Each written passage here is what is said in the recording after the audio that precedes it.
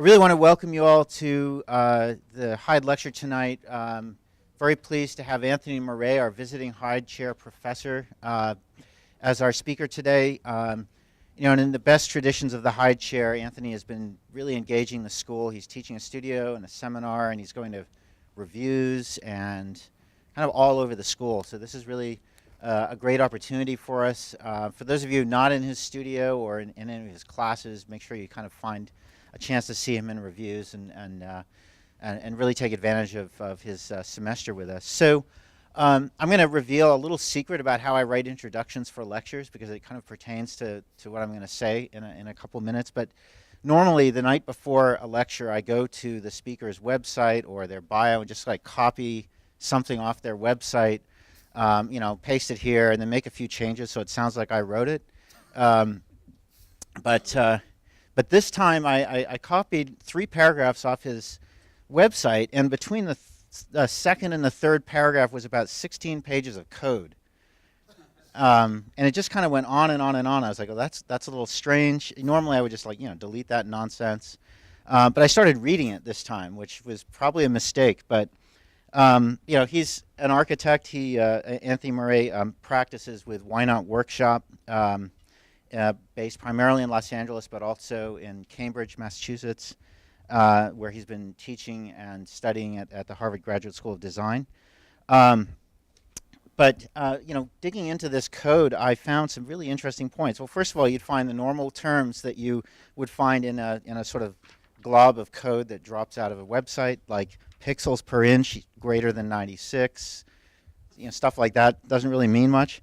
But then starting to find some interesting things that I think are actually, if you go down to page 3, there's something called semi-hidden equals true. I think that's starting to talk directly about Anthony's work. And so I started digging in a little deeper, because this is really starting to interest me. Ignore mixed content.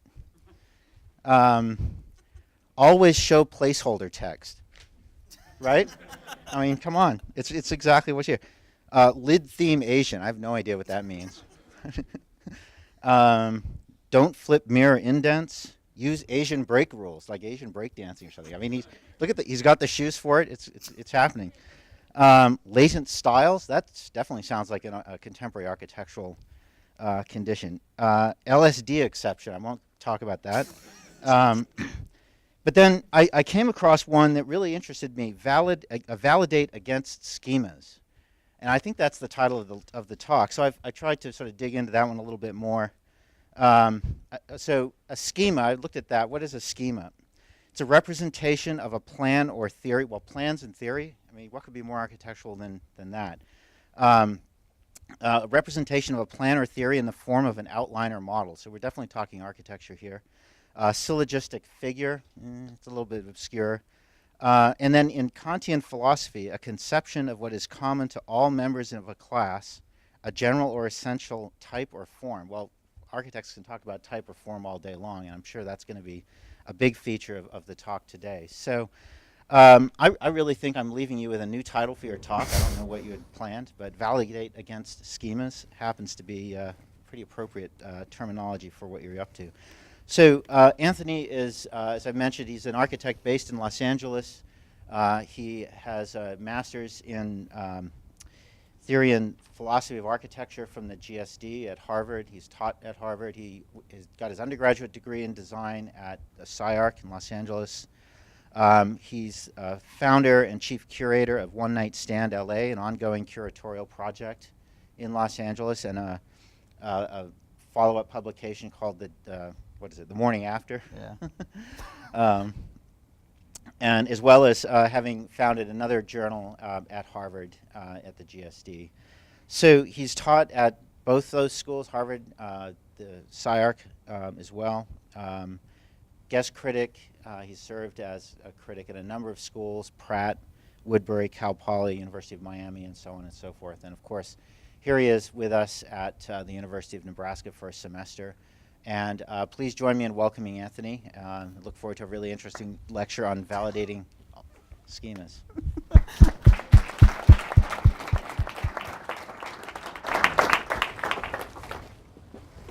I don't even know which one I'm supposed to turn on.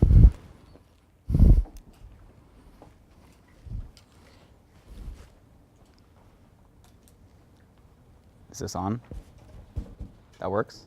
Can anyone hear me or not hear me? We're all good? All right, surprisingly, it's kind of depressing that an injection of code did a pretty good summary of my lecture, more than the pages I wrote for it. So I'll stick that to the side. And I guess when I've always come to lectures, I've always had this idea that they're supposed to point you in the right direction or give you some kind of glimpse into some wisdom for architecture to unveil some master plan. And I guess my students in the front already know that that's not really what I'm interested in. I'm really not interested in making declarations or making new modes or discovering new isms in architecture or discovering some moment of jeopardy that architecture must be saved from, and we need to find a way to get out of it. And so for me, this lecture or this talk or conversation is much more casual than that. It's mostly a glimpse into the questions that I've been attempting to have with architecture. From within it, with it as a tool, and with it as a compatriot to kind of go through separate kinds of works. And the four major routes I use for that are design, history and theory, criticality as a concept, and pedagogy. For me, I think in today's world, those four main topics are kind of where we're at today. And so when I had to come up with the title, I guess I should have used Jeff's because it does a pretty good job. I tried to think of something that summed up me as a person, summed up my work in general, and summed up how I look about pretty any concept that comes to my mind, and A Storm in a Teacup did a pretty good job of that. It's this weird contradiction where you think in your head a storm in a teacup is kind of an impossibility, the fragility of the porcelain with the rupture and the violence of a storm happening above it. And for some reason, this contradiction of text and image, of one symbolizing the other or being in constant flux, has always been a very large focus for me on multiple levels. And I'll start off with showing how those levels pertain to me, and then slowly how they made it back into what I consider my questions that I've been chasing recently. And so when I think of it, this is kind of the image that comes to my mind. I actually just see a storm in a teacup, and one, I think that gives me enough chance to have a lot of fun without many repercussions. So I kind of consider the realm in which I can think of and where I can produce the most volatility. And that until you see the image, the text is kind of lost. That the text weirdly works. It's a sentence, it has grammar, it has a subject, but when it gets produced into your mind and you produce an image, the image no longer satisfies itself. But then when the image is produced, the image now contradicts the correctness of the grammar. So that in between separate spheres is where I consider most of my work to rely in. And I would have to say my obsessive compulsive disorder with this concept came from this Italian theorist and writer, Tafori. He was a little bit of a crazy guy. A lot of my seminar students will know this text because it was their first assignment, but it was a really strong focus for me. I think he was kind of the inception of taking architecture to a new route. For a long time, architecture was architecture in my mind. That's kind of how I always saw it. And then suddenly the 60s and 70s and 80s came, and we ended up with history and theory, and we ended up with designers. And those were two separate fields. They kind of bifurcated, and we ended up with people who made tons of designs and people that were then writing. So the text and the image were kind of in flux with each other. And at that point, they were still marvelously working with each other, right? We had tons of writing, tons of theories. Architecture wanted to find new routes, so we took on philosophy, the arts, psychology, and every iteration in between. And then he just wrote this fantastic paragraph that I've always enjoyed, where even he himself starts talking about when things fit too nicely, we're usually fooling ourselves into believing that it's the right fit. And this kind of constant fragmentization of any kind of concept, that it needs to be constantly broken, rebuilt, to the point where you don't know if you're right or wrong, but that's the productive route in theory. And so I kind of really stuck with that concept in the way that I view about my work, is that I try to not ever let anything fit together. The fitting together to me is just a sign that I'm getting to somewhere too quickly, that I'm just not interested in getting to anywhere yet. I don't feel like I'm ready to have that level of conclusion on a topic as vast as architecture, and even one now that I'm still trying to figure out, because of my history personally, where I exist between the historical and the design level atmosphere. So these were the two realms I found myself in, and I kind of discovered that I was either in the image world, which is the design, or the text world, which is the history and theory. And I constantly found that struggle within my own mindset. And then at that point, I wondered, how can you become critical of each other? Once they bifurcated, how did I get to the point where I could understand my own work, understand how to talk with or talk through architecture at some level, go back to a certain level of architecture? So I kind of thought about how I could be critical within my own work. How can criticality be brought back into something that I myself don't know where I am within it? To be critical, you have to have a standpoint, you have to have a point of reference, you have to have an opposing side, you need to be able to gauge your own reference. And in the world today where we're kind of again approaching a massive influx of media and culture like we did in the 60s when we first bifurcated, it seemed interesting to me that it might be time to take stock. And that's kind of where I was at this point, that instead of constantly looking for answers through all of our work and producing these half-assed responses to problems, we might be worth looking at how to stop ourselves and understand what tools have come back through this massive proliferation of theory and design that we've produced. Technique has become easy. Writing is to the point where we're doing it seamlessly through the discipline. And so I kind of figured it was time for me to understand what I was doing, if I was doing anything at all. And that kind of led me to figure out how I can learn to do that. What was my learning? How could I learn? How could I teach that? How could I find ways to communicate those ideas? Because just as much as I teach architecture, architecture teaches me, and which at the same point, it has to go back and forth through a system, and that's where the pedagogical system comes into play. That wasn't so much of like a scholastic idea, but pedagogy in a certain sense of how do I commute or find means. And the idea that pedagogy comes from this idea of a slave taking kids to school in the Greek times, and that's where the word comes from. It's a guy that just walked your kids to school. And for us, at some reason, it's this idea that it's a high ivory tower, but in reality, it was the means of getting from one place to another and learning that route, learning the route to get to where you wanted to go to. And so that kind of basic system was really important for me. And so I ended up on text versus image. I don't know why, but these two words I've always fallen in love with, and they're compromising relationship. And I just, for some reason, latched onto those two ideas. And so I stayed there for a while, and I really had no idea why I liked them so much.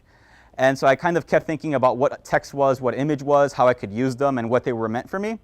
And then I looked up their definitions, and I realized that, surprisingly, text is content rather than physical form, and image is a representation of external form. So weirdly enough, it hit me that even in the way that I was sensing them, there was this idea that an image was everything on the outside, but with no interior, and text was everything in the interior with no outside form. So even in themselves, intrinsically, they were already kind of founded to be both interdependent, but never explicitly calling out each other as reference points. So this idea that one is either void with nothing, how can you have a form with no interior? You end up with a surface, or how do you end up with content with nothing to control it? So you're in this constant flux, and this idea that these two things separated implied that there was some point where they would meet together. And I kind of considered that in my mind where I wanted to station myself or how I thought about work. So in my general idea was, let me just go back to questions and back to fragments. I just want to break everything I find. Every concept I come across, I first want to figure out how to tear it apart. One, because I want to know how to build those puzzles for myself. I want to get back to the point where I don't know what the jigsaw is, how Teacup was saying. I want to get to the point where I don't even know when it's a jigsaw, but I see broken pieces, and I want to be in that in-between. That in-between to me is where I start to figure out where one stops and where one begins, and where that stitching allows me to start reconstituting how I understand these kind of separate realms to each other. So when I took that into thinking, I just had to draw some of these concepts out because I was stuck. I had no idea what I was doing. So I just took the most simple version of, if architecture is a way to communicate and I'm communicating with it, and I think of an alphabet, we could consider that in the 60s and 70s, constraints gave us a proliferation. And we see that with literature, poetry, they just ended up producing amazing works when you get some constraints. But sometimes it's always good to understand that you came from some constraint. And those ideas don't just become your new standard. When constraints become standards, they're no longer constraints, they become banal, you lose them, and now you end up on a separate route. So I started thinking of it as kind of an alphabet that's both interior and exterior, that things get voided, but just to always remember there was a void, and at some moments it might be good to go back and see what new tools you've garnered from such process. And that's usually been the route of when you think of theory and other disciplines, abstract art, there's always a coming back to the original, not in some kind of romantic origin sense, but in the idea that you want to understand what you can do now. And specifically, since we split to take on new territories, it was interesting for me to find out, now that we have to approach new ones where we're trying to figure out what our own reality is, where we exist in it, right? We have like virtual reality. We're wondering if humans are part of architecture anymore. All these new conversations that are erupting, how do we even go about talking about them if we're still dealing with tools that we may have forgotten, that are 40 to 50 plus years old? And that's why I think so many questions come up now on, is it the death of our representation? Is it the death of this? Is it the death? I think everyone wants to kill something at this point in architecture. I'm not really interested in killing anything. I just want to break it and just kind of figure out if I can find out a new way of putting it together, because I'm not sure the old way it was put together works anymore. I'm not sure there's one answer for the jigsaw puzzle. I think there's just a constant variation for me to be moving these things about, but that doesn't mean the pieces have to be the same size. It doesn't mean I can't break them along new routes. It doesn't mean that I can't restitch them together to find moments in between these two. And so that's where I kind of started thinking when I started going that abstract. I said, oh man, I might have gone too far. I think I've gone off the deep end, which I accept myself sometimes I do, and I started thinking of, okay, well, if I've gone too abstract, what's abstraction to me then? Let me gauge where I'm at in this concept. So I thought about architectural abstraction. And I found myself that it was pretty easy to find the spot that we were as abstract as possible. I kind of came to the conclusion that the only reason why we have anything is because we've made huge leaps and confidence jumps through abstraction. We've never really gotten anywhere through theory or history or philosophy by thinking consistently along the same threads. It's taken some extreme level of just reframing our existence along some abstract lines. So when I came across like Brunelleschi's experiments or camera obscura, this is like the most abstract view I could possibly have. He's looking through a hole, projecting onto a back wall, viewing this expansive infinite landscape, and all he gets is one image. That's like you took a jigsaw puzzle, threw away all the rest of the pieces, kept one piece of the puzzle and said, solved it. No, that just wouldn't be the answer to the puzzle, right? But for some reason, we've allowed that to become the static quotation in which we frame our own reference.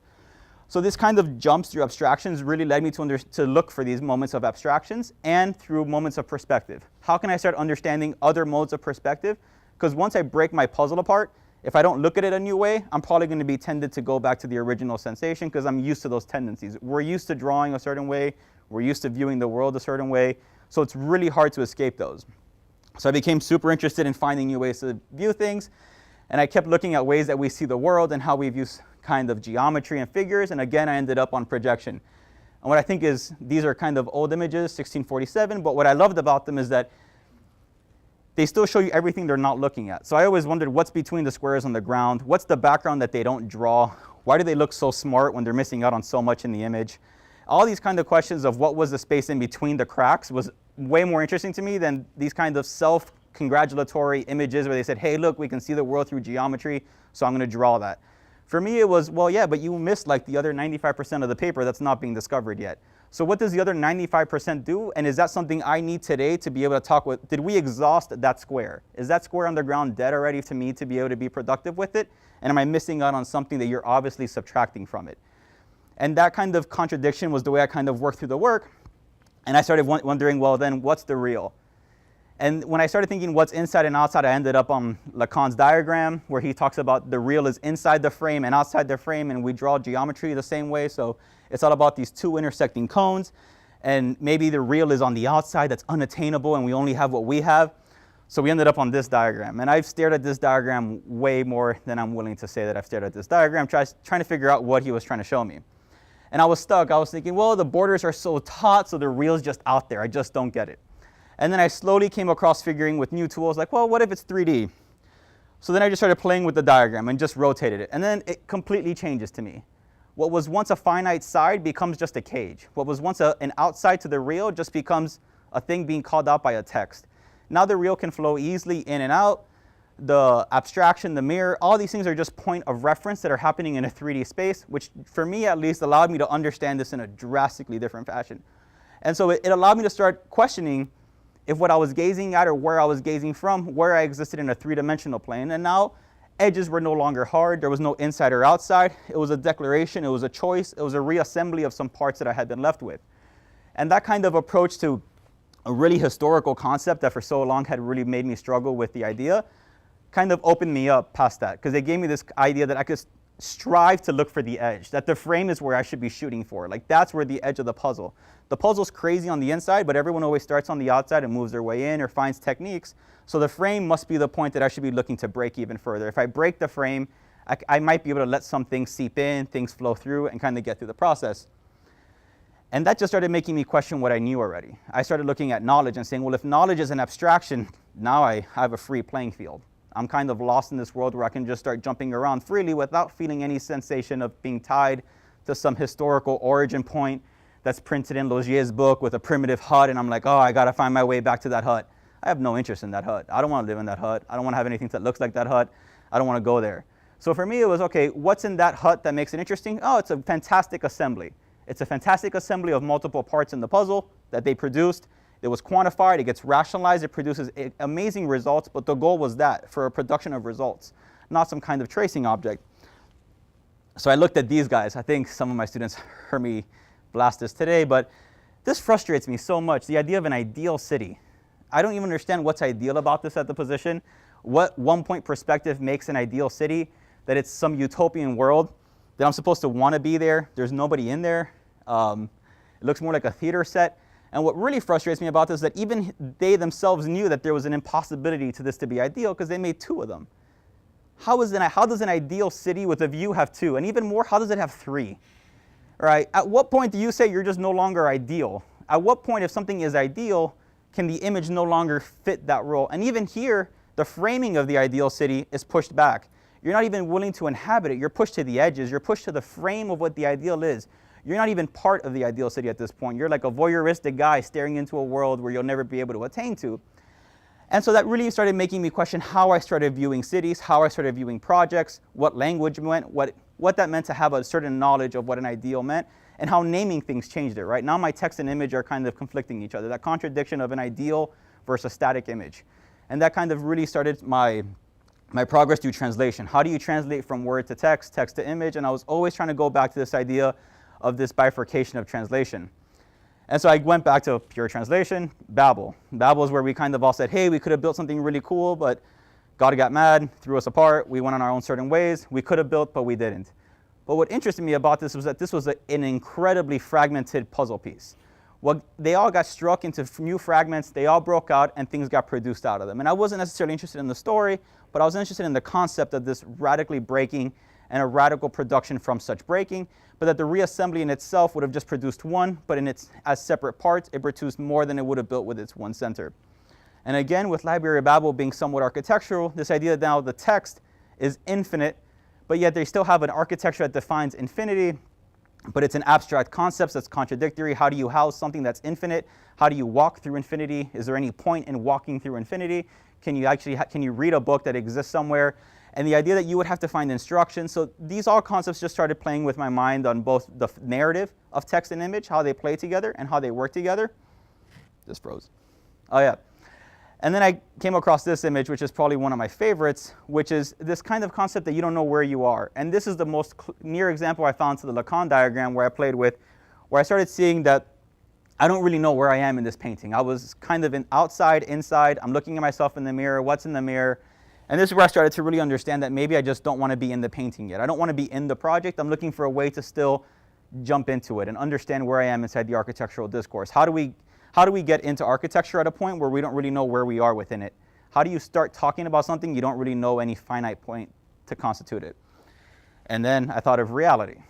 I'm going through a lot of concepts here, but Plato's Allegory was another one of my kind of key ideas where a lot of my work comes from, where I deal with a lot with shadows, figures, and ideas of being named. And I think this was one of the ideas where you start really combining text and image together, where you start thinking, who are we in the allegory? Are we the guy being chained down and sees shadows? Or are we the person who's showing the shadows? Or are we just hanging out and reading the story from the outside? But this idea that there's multiple aspects and multiple perspectives to view one thing at, and that's what makes the object, was super important to me. And that's something that sparked my interest in viewing different perspectives on different objects, that there wasn't an idea that the shadow was wrong, it just wasn't what was being shown, but the frame of reference, the way the image is cropped, changes dramatically what the shadows are and how they're constituted and how many layers there are to the story. So I got to the point where how I felt was I felt like I was just genuinely insane in this process. I just thought, I have no idea how to get out of this. What am I doing? And so I looked up insane people. And I said, do I have anything in common with them? Am I hanging out in the right crowds? And I kind of was. I found that when you start looking at this Pritzhorn collection, which is this beautiful collection of a doctor that collected museum quality pieces from psychotic patients. And what they painted was just this incredible collection of image and text that are combined as one graphic. They don't understand the differentiation between an image and a text. They're just something to convey a message. They're a vehicle for transposing an idea, a concept. So when I latched onto that, I found it was really interesting that even at certain moments, to us, that reads like text, but there's nothing textual about that. It becomes graphic. It becomes an image. So the line between text and image, for me, started to become clear that it depended on scale, legibility, my own mindset to be able to perceive the difference between a text and an image. It wasn't necessarily something that was empty or outside, but it was more about the inside of me being able to understand a tradition or unveil it. And that for them, this was more textual or image-like than the text and images are to us, because to us it's taught, that's text, that's image. To them it's a reactory process. It's a way to convey a message that's true to them, and that's true to the topic that they're talking about. Which again is the same way you draw as a kid, right? When you draw as a kid, I guarantee you he didn't live in a big red house with skies and a blue roof, but there's a certain idea that they see the world, they convey it. text and image doesn't matter to them. That bifurcation doesn't matter. They haven't learned the difference. So that kind of was a really strong influence for me, and how I started to go about my work was trying to go back to a point where I didn't know the difference between the two, so that in hopes I could start breaking it apart again to figure out my own route through it. Which this somehow ended up being his house, his family, his mom, and his sister. I don't really know how they'll separate each other, but for some reason that narrative and the story that they feed through it, the narrative, the story, and the text and the image have nothing to do with each other. And they have to start constituting their own meaning. And for me, in a world where we no longer know where we're going with architecture, to find out where we are today is really important, which we don't do enough. We don't question ourselves. We take rules, we take examples, and we do the same plan over and over again. So when I saw Insanity, and they have more interesting results, and then I look at us, and I say, we draw the same floor plan with the same floor code, same window code, same perspective, who's really more insane in that kind of situation? So then I got to me. This is kind of where I'm at now.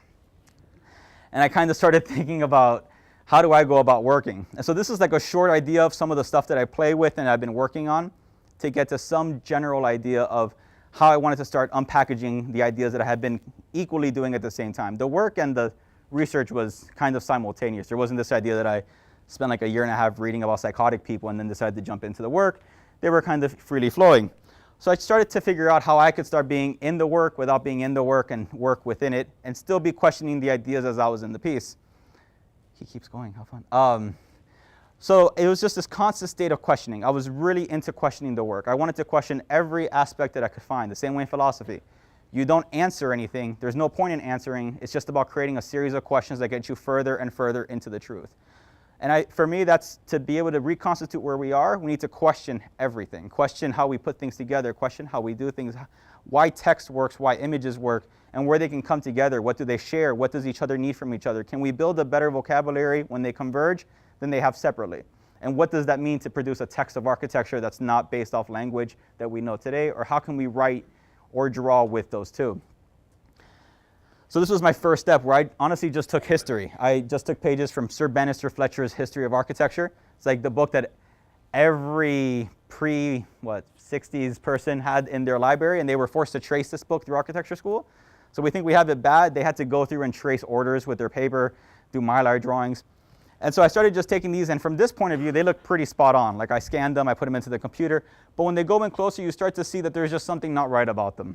So I started just cutting them up and rotating them in on themselves, and just finding a technique to just start turning images that were so flatly images and texts that were read as texts of architecture into images again. And understanding how you could start conveying a quality of spatial orientation.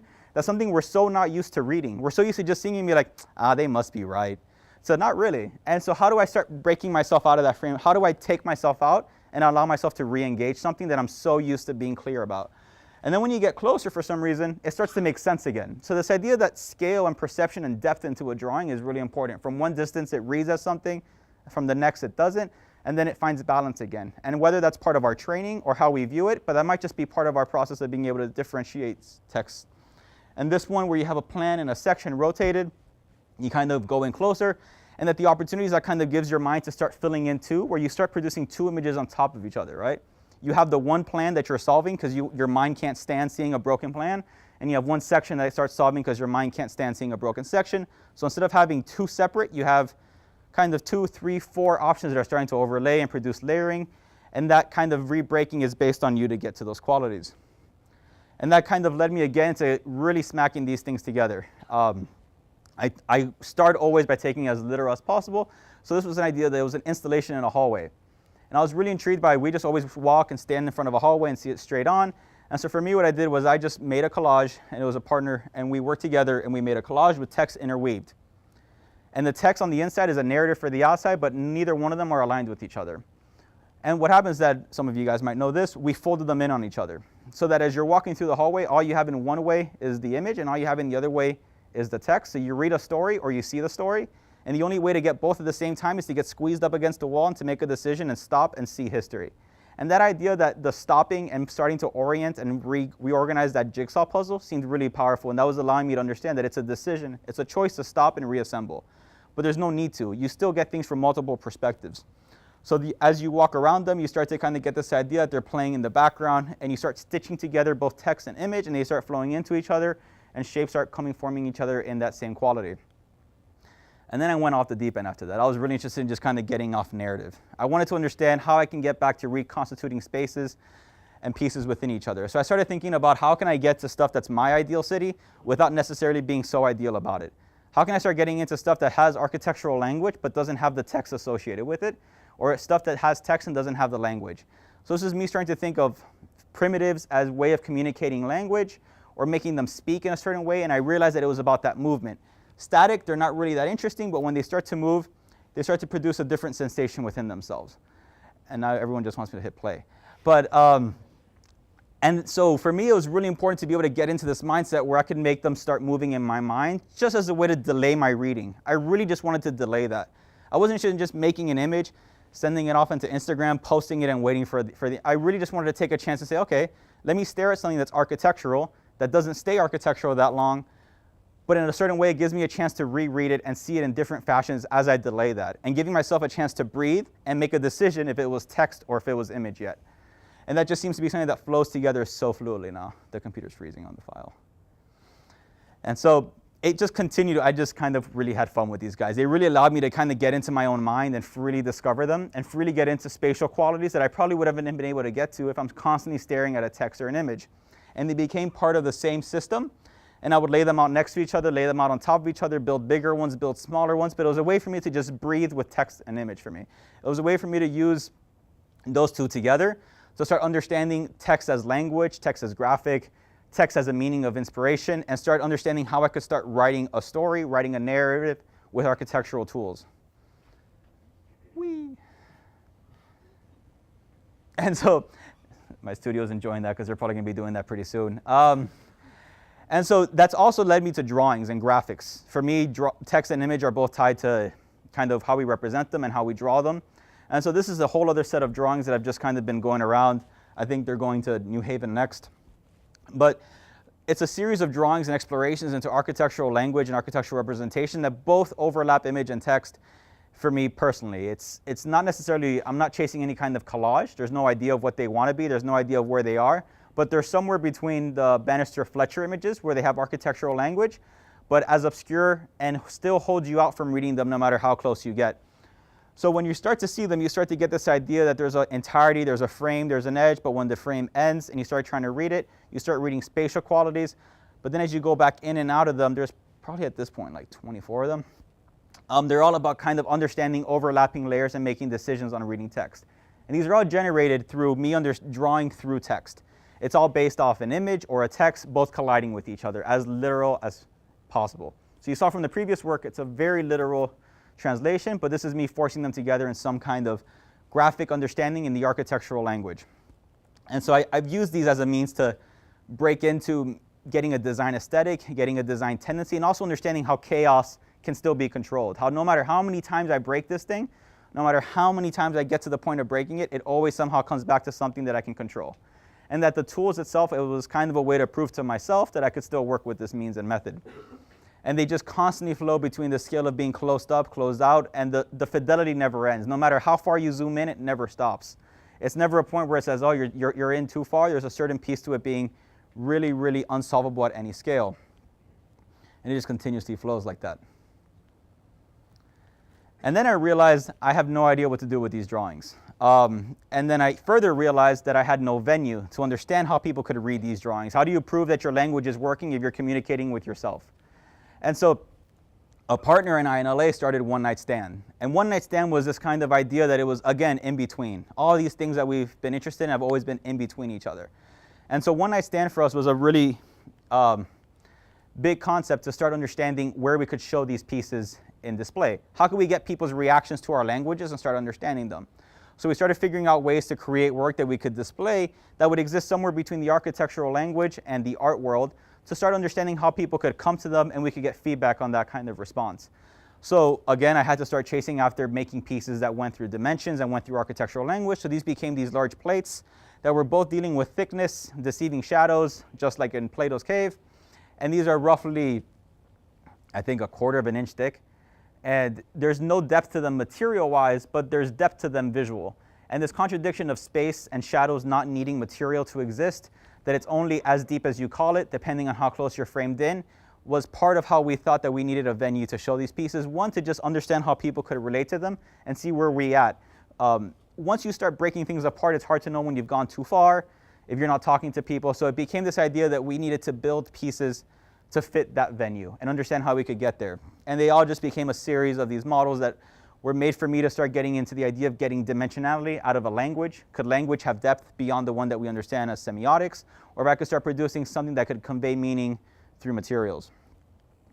And so the One Night Stand kind of got born like 3.5 years ago. And we rent out a motel for the night, and we make about 15 to 20 artists come in. They take over one room, they display their work that they're working on. We always kind of center on people that are working in between limits, in between art and architecture, in between the two. And it's a place for them to be able to show something and get provocations from it. We're not interested in answers. The show's not about putting forward answers. It's about people who are working on a topic that's kind of convoluted, abstract, in translation, or far-reaching, and being able to get the reinforcement of being in a group of 15 people that are working on similar trajectories, putting them together, and seeing if that collection of languages and voices and fragmentization can put together an idea that's clear. This is roughly a short example of one of those nights.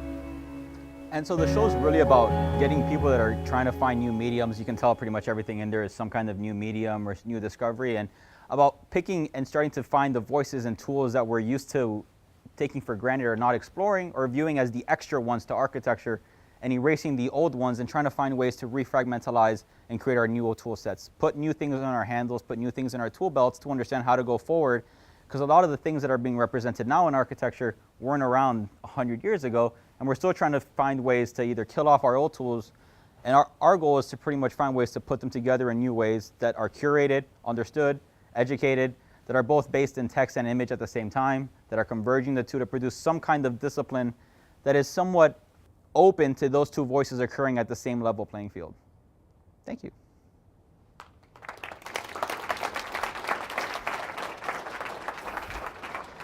That was a lot of straight talking. I got to go for questions now if anybody wants to come up for questions. Yeah. I would say that, let me think how to refute this correctly. I wouldn't agree with you that it's necessary to constantly classify items. I think that's a problem that we find ourselves within history, and that's a history theory problem, and that usually relies on people that are very heavily history and theory based, that want to have a constant stream to classify or ismize or produce some kind of arena to classify work. And I wouldn't say today's tools are ready for that kind of extreme classification. And I think we're at a point where we need to reconstitute what our own authorship is. I think the question of authorship is more of a question that pertains to me than necessarily calling out. I mean, I think it's never been possible to create originality from anything, and I'm pretty sure if every architect in history had to sit in front of lectures and present, there would be very different conversations to their own authorship at any stake. But I think that would be more of a question of I still don't have an answer that I'm chasing. I'd say that when you go through education and you're in practice, you're constantly forced to this idea that you need to be answering questions and what's next in your process. And I wouldn't say I'm even ready to phrase my questions yet. So I wouldn't yet know what my answers are going to be or what answers I'm chasing. I'm really just interested in understanding what tools are at stake for me. And I'm in the sense of understanding where the discipline can give me space to work and how that functions as a tool for me to think. I don't think I'm yet thinking correctly at that stage that I would be able to produce an answer that will satisfy my own goals. And I'm not necessarily interested in that immediate jump yet. I'm sure I will. I'm not saying it's something I'm not interested in answering something at some point, but I would say my answer to being forced there is to probably continue asking questions right now and finding ways to translate. And I think translation is a perfect way of doing it. The only way you get to something true is through its translation, to get multiple perspectives, to hint at something and never achieve it. And so to think that something has to be one thing to give something the next answer, you're just on this constant Lacanian diagram where you're just chasing your own rabbit hole through the whole space. And for me, I'd rather just hold off and figure out how many different viewpoints I can have before I make that decision or put my pencil to the paper. I'd say the two coast question has been a constant struggle for me, dealing through the works. It really is genuinely a physical manifestation of the text versus image conversation in my head each time I take on anything.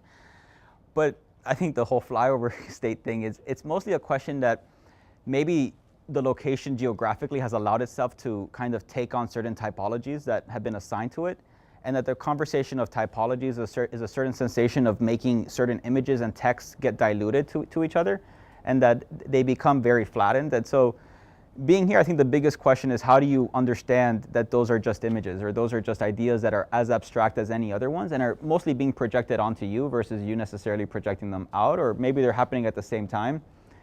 And so when I go into thesis thinking, it's funny because I feel like everyone that goes into architecture at some point has some kind of crazy abstract idea of why they want to do architecture. And I would say it would be really good to get that first statement when a student comes into school, like, why do you want to be here? Like, because I saw this, and then make them do that same question when they get to thesis so that it doesn't get changed by the 4 years of saying, I just want to make a hospital that houses 4 different kinds of emergency patients. And so I think the question is finding ways to hold on to that. I think when you're in a realm that has a constant reinforcement of a type or a certain stigmatization of a general approach to architectural discourse, or the lack thereof, or the enforcement of a certain viewpoint, it's really hard to produce a thesis at that point, because thesis comes from volatility, from not being comfortable in your own ground, from not feeling okay in it. But when you don't have that chance to get uncomfortable, it's really hard to then stand up and say, I feel uncomfortable, because how do you know that you're uncomfortable yet? And so I think it's just finding those ways to break things apart a little bit more often. So what's made you feel uncomfortable about being in Nebraska then? What's being asked what makes me feel about being in Nebraska. Somebody who's not. Yeah, from the other extreme foreigner in the group. Nothing's made me feel uncomfortable. I'm so uncomfortable already within the discipline that it's hard for me to feel uncomfortable in a specific spot. I would say being in multiple places has allowed me to get multiple viewpoints on the work and has allowed me to find ways of looking at them equally uncomfortably. But at a state of feeling, I feel like that's too much of an easy out in the conversation. I think saying I feel uncomfortable here, so I'm not going to stick my neck out, is just too easy for me. I mean, it's a really easy decision, and it's one that I'm sure people will take, but I'm not interested in saying that this is the reason why I feel uncomfortable. I think there's so many other issues that make me more. My whole studio is looking at me with an extreme tension. To be honest with you, I would say because I consider myself more of a designer than I consider that you need to be a designer in the discipline. I'd say I prefer right now to work with text because it's the one that makes me feel most uncomfortable, to go back to Jason. Because I feel like the images have just become extremely easy. The images have become technique, and text still hasn't. So they have a lot more freedom, and we give them a lot more rope and a lot more dictation of our discipline than we probably should. And so we're still waiting for me at least, and seeing the two coasts, I feel like the text has taken a certain sense of priority over the image at this point, and they have a lot of control over how things get transposed, and we don't use it as well as we could. I don't think we're as design ready. I'm not saying that we should all be writing essays. That's nowhere near where text is to me, but I think the idea that text is a huge vantage or a huge opportunity, it seems really powerful, and also because text implies internal. And so for me, when I break something apart, I'm interested in what's inside the shell that I haven't seen yet versus what's outside, which would be the image. So the idea that I'm still looking for what's inside the images and breaking those out and let it seep out and stitch them back together is where I would consider most useful. I'm not sure that's, I mean, it's interesting. I think there's also the question that you need to be somewhat educated in both. I think you need to know something pretty well before you can even approach to break it. I wouldn't say you just need to go up to everything with a hammer and start cracking it. But I would say that the advice I would probably give is you just have to dedicate to it.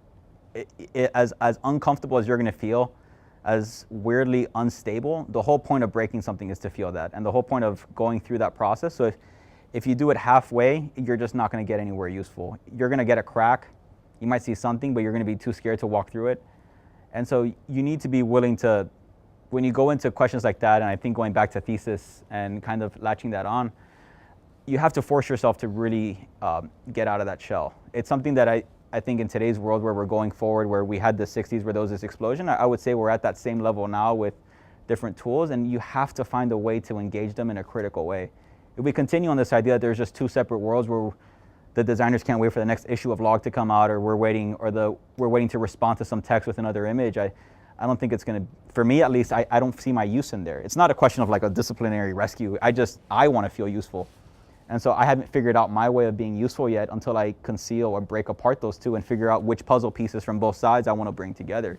So you're going to have to be willing to both do the research, work through the ideas that are going to be as abstract as what you're trying to get to, but be willing to break them as much as you love them.